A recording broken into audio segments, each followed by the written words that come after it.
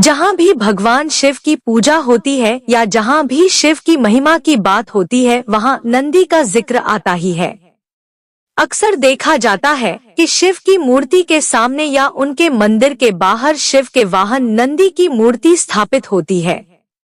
आइए जानते हैं भगवान शिव के वाहन नंदी से संबंधित एक कहानी, जिससे हमें पता चलेगा कि नंदी क्यों और कैसे महादेव की सवारी बने और शिव प्रतिमा के सामने ही क्यों विराजित होते हैं। नंदी शिलाद मुनि के ब्रह्मचारी हो जाने के कारण वंश समाप्त होता देख उनके पितरों ने अपनी चिंता उनसे व्यक्त की। मुनि योग और तप आदि में व्यस्त रहने के कारण गृहस्थाश्रम नहीं अपनाना चाहते थे। शिलाद मुनि ने संतान की कामना हेतु इंद्र देव को तप से प्रसन्न कर जन्म और मृत्यु से हीन पुत्र का वरदान मांगा, परंतु इंद्र ने यह वरदान देने में असमर्थता प्रकट की और भगवान शिव को प्रसन्न करने के लिए कहा। भगवान शंकर ने शिलाद मुनि के कठोर तपस्या से प्रसन्न होकर स्वयं शिलाद के पुत्र रूप में प्रकट होने का वरदान दिया। कुछ समय बाद भूमि जोतते समय शिलाद को एक बालक मिला। शिलाद ने उसका नाम नंदी रखा। उसको बड़ा होते देख भगवान शंकर ने मित्र और वरुण नाम के 2 मुनि शिलाद के आश्रम में भेजे, जिन्होंने नंदी को देखकर भविष्यवाणी की कि नंदी अल्पायु है। नंदी को जब यह ज्ञात हुआ तो वह महादेव की आराधना से मृत्यु को जीतने के लिए वन में चला गया।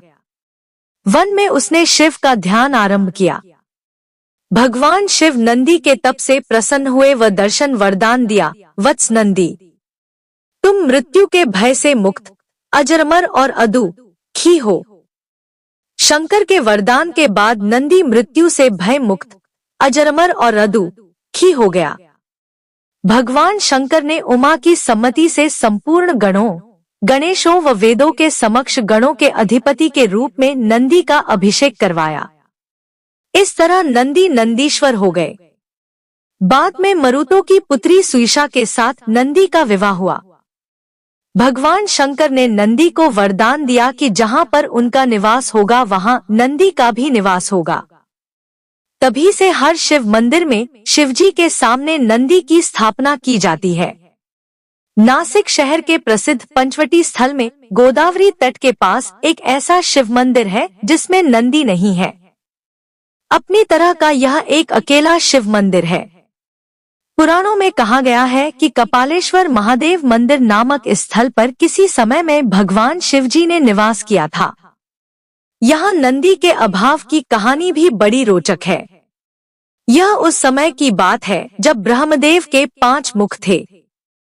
4 मुख वेदोच्चारण करते थे और 5वां निंदा करता था। उस निंदा वाले मुख को शिवजी ने काट डाला। इस घटना के कारण शिव जी को ब्रह्महत्या का पाप लग गया। उस पाप से मुक्ति पाने के लिए शिवजी ब्रह्मांड में हर जगह घूमे, लेकिन उन्हें मुक्ति का उपाय नहीं मिला।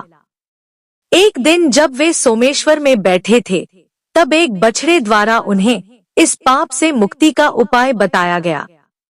कथा में बताया गया है कि यह बछड़ा नंदी था। वह शिव जी के साथ गोदावरी के रामकुंड तक गया और कुंड में स्नान करने को कहा। स्नान के बाद शिव जी ब्रह्महत्या के पाप से मुक्त हो सके। नंदी के कारण ही शिव जी की ब्रह्मा हत्या से मुक्ति हुई थी। इसलिए उन्होंने नंदी को गुरु माना और अपने सामने बैठने को मना किया।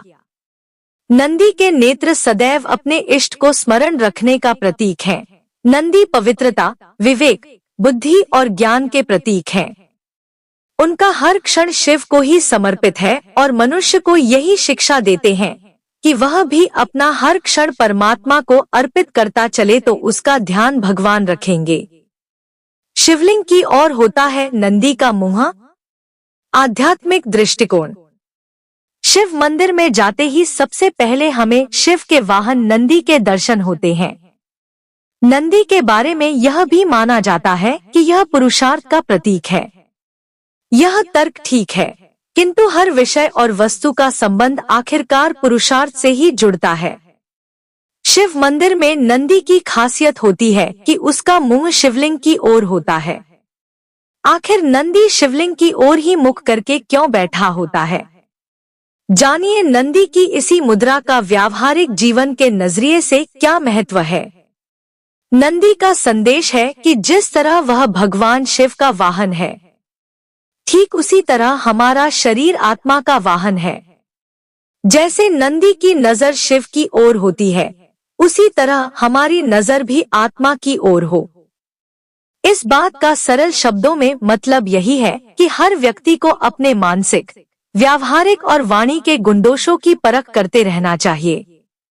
मन में हमेशा मंगल और कल्याण करने वाले देवता शिव की तरह दूसरों के हित, परोपकार और भलाई का भाव रखना चाहिए।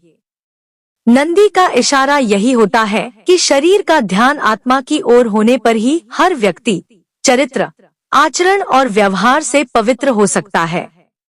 इसे ही आम भाषा में मन का साफ होना कहते हैं।